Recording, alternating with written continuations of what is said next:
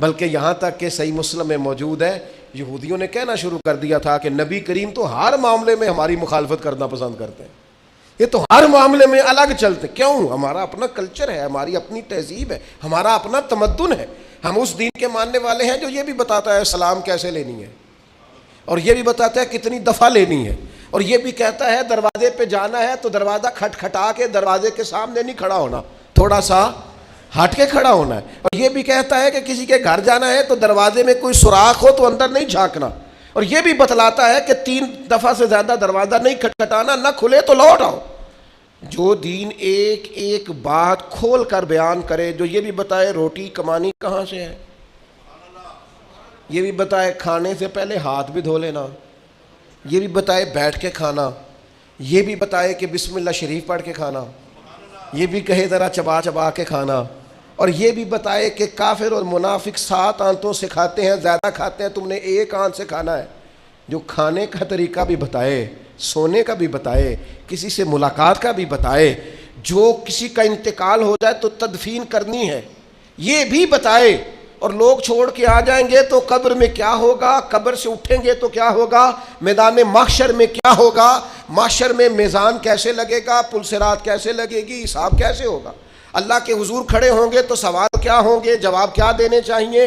جو یہ بھی بتائے کہ اللہ تبارک و تعالیٰ قیامت میں عدل کیسے کرے گا، اور یہ بھی بتائے کہ اپنے بندوں پر فضل کیسے کرے گا.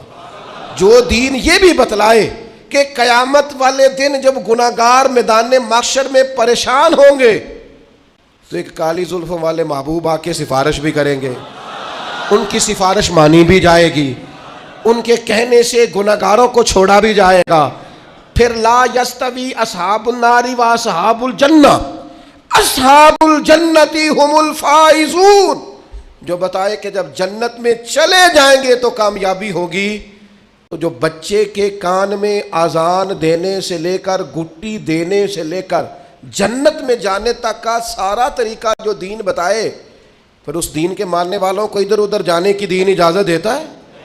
ہر چیز تمہیں گھر میں بتائی ہے، پھر تھوڑا سا ادھر سے ادھار، تھوڑا سا ادھر سے ادھار.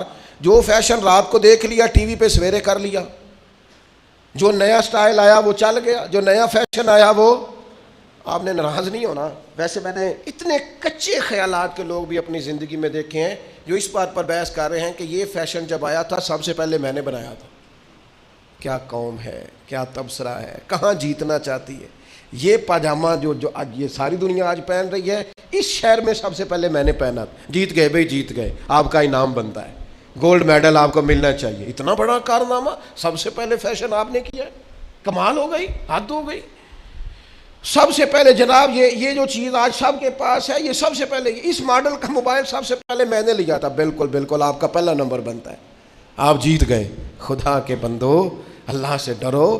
مسلمان ان چیزوں میں الجھ کر زندگی نہیں گزارتا، اس کی چاہتیں کچھ اور ہیں، اس کے انداز کچھ اور ہیں. وہ مٹی میں مل کے اور گھوڑے پہ بیٹھ کے اور گھوڑے کی ٹاپوں کی آواز سن کے والعادیات ضبحا فالموریات قدحا فالمغیرات صبحا فاثرن به نقعا فوسطن به جمعا. رب کہتا ہے مجھے قسم ہو ان گھوڑوں کی جن پر سوار ہو کر میرے محبوب کے صحابہ میدانوں میں نکلتے ہیں.